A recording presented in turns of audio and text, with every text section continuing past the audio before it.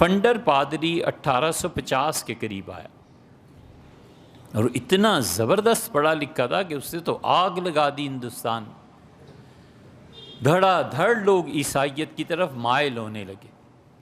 ایک خاتون تھی ریاست کی مالکہ، پوری ریاست پہ عیسائیت پھیلنے لگی کیونکہ وہ جو ملکہ تھیں خاتون، انہوں نے عیسائیت کو قبول کر لیا تھا.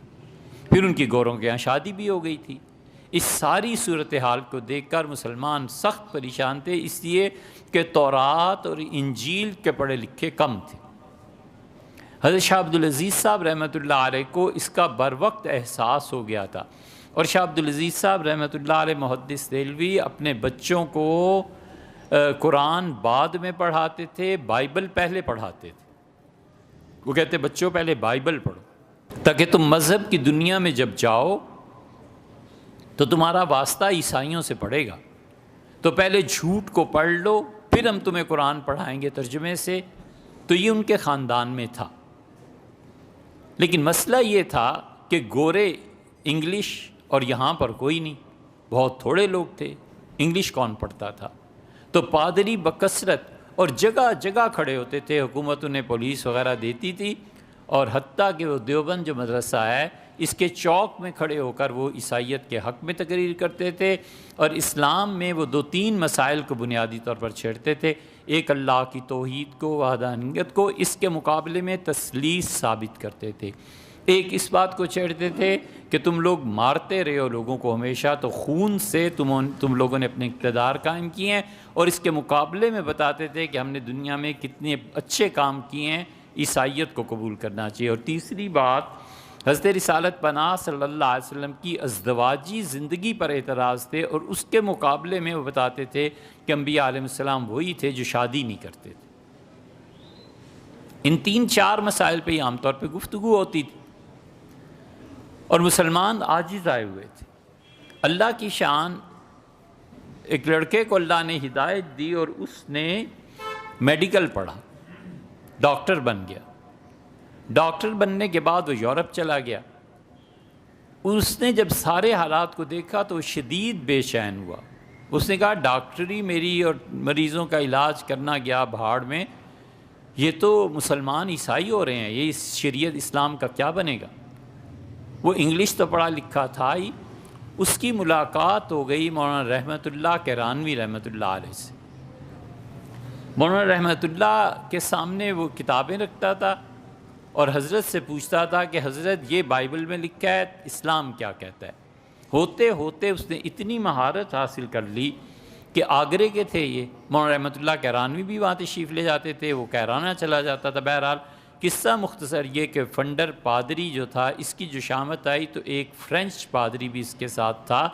ان دونوں کی جو شامت آئی تو یہ آگرہ چلے گئے. انہوں نے چیلنج کر دیا. جب چیلنج کیا تو مولانا رحمۃ اللہ کیرانوی نے چیلنج قبول کر لیا، اور اس ڈاکٹر اور اس نے کہا کہ ڈاکٹر وزیر خان نام تھا، مرشد آباد، بہاری تھے، اصل میں یہ بہار کے رہنے والے تھے. اس نے کہا کہ آئیں جی بیٹھیں. ہندو مسلمان ہزاروں کی تعداد میں لوگ جمع ہو گئے. تو اس ڈاکٹر نے کہا کہ مناظرہ اس وقت تک نہیں ہو سکتا جب تک کہ ڈپٹی کمشنر، حکومت کے عہدیدار، کمشنر یا امن و امان قائم کرنے والے لوگ یہ سارے گورے نہیں بیٹھیں گے، تب تک نہیں کریں گے. حکومت نے منظور کر لیا. پادری نے جا کے بات کی کہ اس میں تو ہم انہیں ہرا دیں گے. وہ ہرانا تو کہاں سے ہوتا.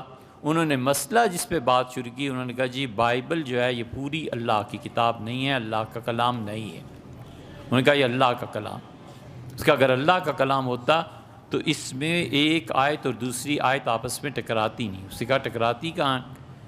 اور آخر وہ ہار گئے. آخر انہوں نے مانا. ان کا لکھو.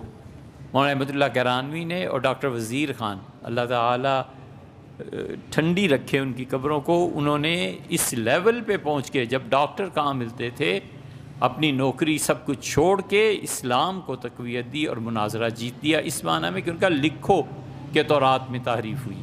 پادری فنڈر بھی بڑا پڑھا لکھا تھا. اس نے لکھا کہ ہماری کتاب بائبل میں تورات، انجیل اور دیگر صحائف میں تبدیلی ہوئی ہے، لیکن تثلیث کا مسئلہ ویسے ہی ہے، 3 خداؤں کا مسئلہ ویسے ہی ہے، اس میں تبدیلی نہیں ہوئی. یہ لکھ کے دے دیا اس نے. جب لکھ کے دے دیا تو اس وقت بہت زیادہ چھپا. یہ بات جب دلی پہنچی تو جو آخری تھے بہادر شاہ ظفر، ان کے ایک بیٹے تھے، ان کا نام تھا فخر، لیکن لوگ انہیں دلی کی زبان میں مرزا فخرو کہتے تھے. مرزا فخرو نے خرچ کر کے یہ کتاب چھپوائی کہ مناظرہ کیا ہوا ہے، اصل تحریر کیا ہے، یہ سب کچھ چھپا ہوا موجود ہے. اس زمانے میں پھر یہ ہوا کہ اگلے دن وہ پادریوں کو ڈھونڈتے رہے، پادری رات رکتے تو کہیں ملتے. گورنمنٹ نے بڑی کوشش کی کہ اس مناظرے کو دبا دے، نہیں دبا سکے. فنڈر پادری جو تھا یہ یہاں سے نکلا اور استنبول چلا گیا، خلافت عثمانیہ میں اس نے چیلنج کر دی. اور پہلی تقریر جو اس نے استنبول میں کی، اس نے چیلنج کیا اللہ تعالیٰ کی توحید کو.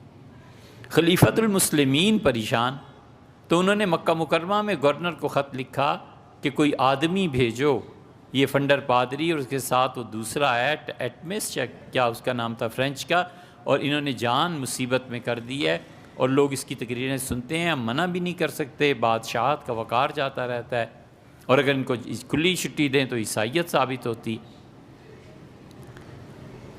وہاں پر زینی دہلان بہت بڑے محدث تھے، ایک دن حرم شریف میں درس دے رہے تھے مغرب کے بعد، تو انہوں نے کہا خلیفۃ المسلمین کا خط آیا ہے مجھے بھی اور گورنر کو بھی، اور کسی آدمی کو مناظرے سے کوئی دلچسپی ہو تو اپنا نام پیش کرے، امیر المومنین یاد فرماتے ہیں. تو مولانا رحمۃ اللہ بھی بیٹھے ہوئے تھے، وہ آگے ہو گئے، ان کا جی مجھے آپ بھیج دیں. انہیں بڑے اعزاز سے بھیجا گیا. تو خلیفۃ المسلمین نے کہا کہ آپ کیا جانتے ہیں کیا چیزیں، تو انہوں نے اسی مناظرے کا قصہ سنا دیا. ان کا ہیں یہ تم سے ہارا ہوا؟ ان کا ہاں.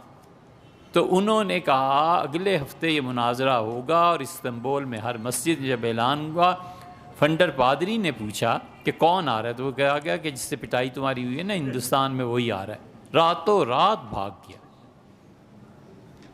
بالکل چلا گیا، مناظرہ ہی نہیں اس نے کیا. اور فرانسیسی بھی بھاگ گیا.